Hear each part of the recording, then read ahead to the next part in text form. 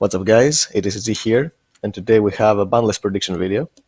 The new Banlist will be released at around 21st of April, like 1 or 2 weeks after that. And it's probably the most important Banlist of the year because it's the one we're going to be using for the national season and the qualifiers. So for the World Championship, we're not going to have another Banlist after that one. So we'll have to adapt to whatever Konami gives us so we can compete at our nationals and the World Championship qualifiers. And I think the format is in a very good spot at the moment, but there are a few things that need to be fixed so that we can have a better format, and there are also some changes that need to happen so that Konami can promote their new products, because we've been playing quite old stuff for quite a while now. So first up, for the banned cards, I don't have that many, just 2, and the first one is Phantom Knights of Rank Up Magic Lons. So this card sees plays in all decks that can bring out Phantom Knights of Rusty Bardiche, and they use it to summon Azathoth, but it has seen plays in Pendulum as well, so they summon Kali Yuga with it by sending Absolute to the grave and summoning an Oda's Rebellion from the extra deck, and we've seen that it can be used in Orchest as well. Also, it will be more usable in Orchest after Dark Neostorm, because with Dingirsu, the deck will also be able to summon Calamities. So the card is a very degenerate one just because it promotes monsters that completely lock out your opponent from playing. Azathoth can't even be negated, it doesn't even activate, and your opponent can't use any monster effects.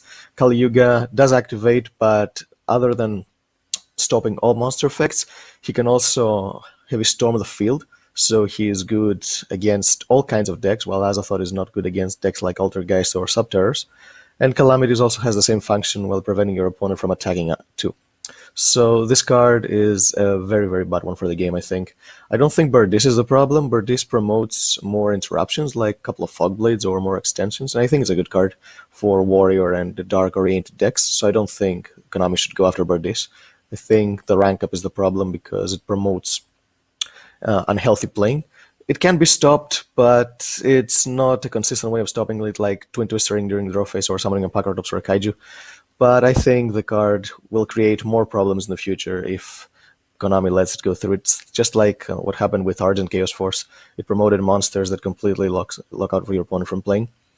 And the second banned card is Tempest Magician. This card hasn't seen any play, but I'm pretty sure with the new Endymion structure deck and all the viability it gives to spell counters, that there will be an FTK with Tempest Magician. She can remove all spell counters from the field and deal 500 damage for each, and I'm pretty sure it will be very, very easy with Endymion to do 8,000 damage with just one effect. So I think Tempest Magician should be a preemptive hit, so that the deck does not move to the world of degeneracy. Now, the most important part about this list is the limited cards, because I think this is what is going to determine the format. And first up, I have Danger Nessie and Danger Jackalope. I think the Dangers are not as broken as people think they are, because they just promote drawing cards, not like... they're generic, but not like in a way like Orchests, because Orchest, it's been proven that any deck that can summon 2 monsters now can bring out an Azathoth during their opponent's turn, and that's way more unhealthy than just drawing cards with Dangers. Dangers have promoted decks that would be like tier 2 or tier 3 otherwise, and they've seen play, like we saw with Danger Lunalights or Danger Orchest, that they won YCSs because of this consistency boost. But I think Nessie and Jackalope, since they are the older ones and they are the most consistent ones, they have the better effects when get discarded. This will make the engine a little bit more random, because you will have to rely on your opponent not sniping your Dangers in order to get advantage with them. And I'm pretty sure that we're not going to get a new Danger in Dark Neostorm. It'll most likely be a spell card or something, because adding 3 more Dangers makes it the decks can be drawn even more easily. Also, the FTKs, they're not a problem. They haven't been topping, but since they exist, Konami doesn't want FTKs to exist, even if they're not the most consistent ones. I mean, they hit Gemini FTK, even though the deck hasn't topped anything spectacular. I think it topped once a YCS or something. So yeah, they don't want FTKs to even exist is the slightest in the game. They hit the most consistent ones. And following that, I also think Beginning of the End should go to 1, Beginning of the End is a card that in the past was used like as a top deck in dark decks that can get you back into the game, but was not used in one copy. Dangers made it so that you can resolve all three in one game very easily.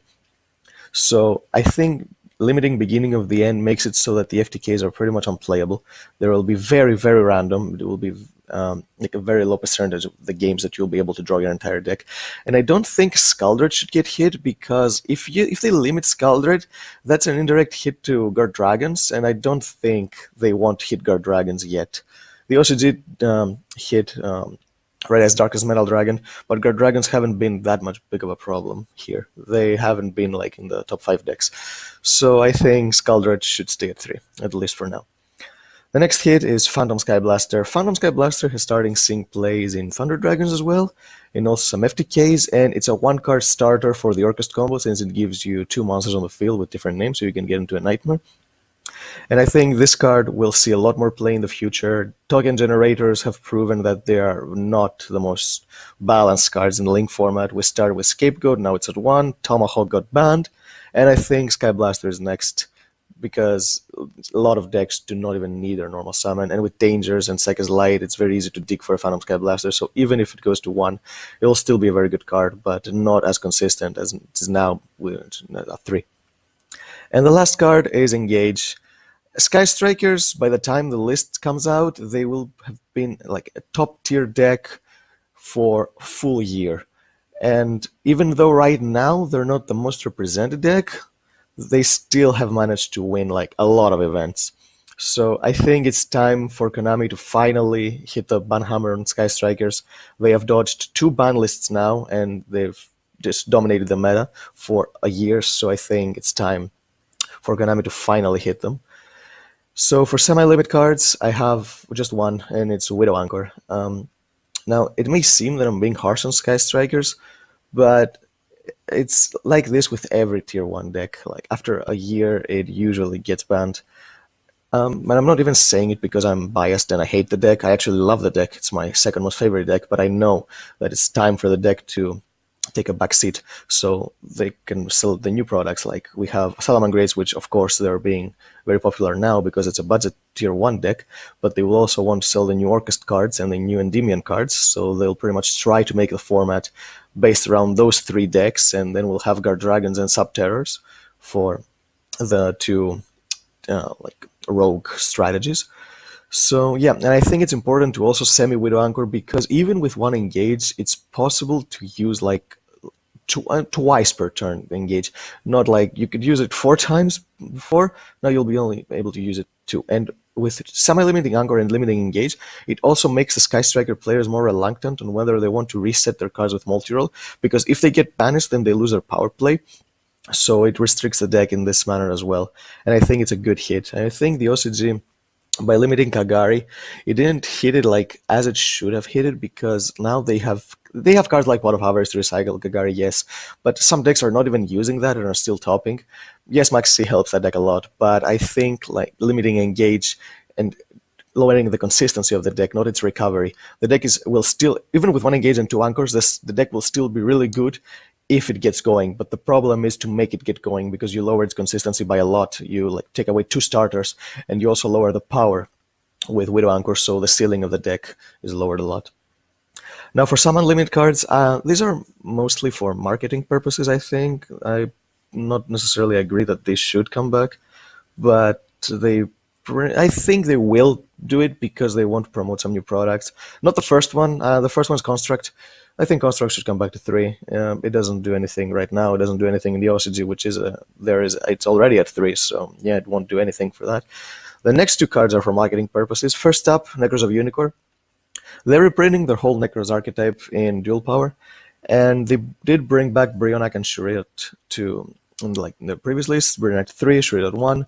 So maybe they will be bringing back Unicorn in an attempt to make Necros even more playable. The only card that should never come back from this deck is Djinn. Necros is an okay card. It stops some decks from playing, so it gives a lot of power to Necros, but it's still a card you can out with a lot of tools. Like you can out it with Salamangreats by link awaying, by linking or Stallion and bouncing it back to the hand. So it's not completely like impenetrable like the Jinlock was. And the next card is Graph. Cherubini is coming out in Dr. Neostorm, and the deck took like a huge hit with the banning of Snow. It made Hydralander not consistent enough for the deck. Like everyone cut it because it's very random. If you have like two monsters now with in the grave with two names, there's no way to modify your graveyard so you can make Hydralander live again. So I think the deck is not that great at the moment. So maybe they'll try to make it more powerful with Graph so they can sell Cherubini even more. I think bringing back Seer would be too much because the Seer Dante loop is still a very annoying one. And Beatrice at 3, by no means should that happen because Beatrice is a broken card. If the Wise Strix comes out, the Raider after Link, Beatrice will be even more powerful with Soul Save Force because you can easily make any rank 6. And we've seen what Beatrice can do in like FTKs and extra links. It's not just for BA. For if it was just for BA, it would be okay. But being able to summon it in any kind of deck, it's completely broken. So she should never come back to 3. And the last card is Chaos Emperor Dragon. The card got Serrata. It's completely useless now. Some people thought it was going to see playing Daedra Thunder Dragons. They opted to play Diabolos and Levianir and also make Zombie with them. So Chaos Emperor Dragon is not a good card anymore. With that change effect, it's really, really situational, preventing you from using any kind of effects the turn you use its effect. So it should safely come back to 3. So yeah, that's the list. Pretty much what this shows is that they'll try to make it a triangle format with Endymion, Salaman Great, and Orchest. That's pretty much classic Konami. They always try to promote their new products before the big seasons. Nationals and World Champions qualifiers will be the biggest standpoints for the format.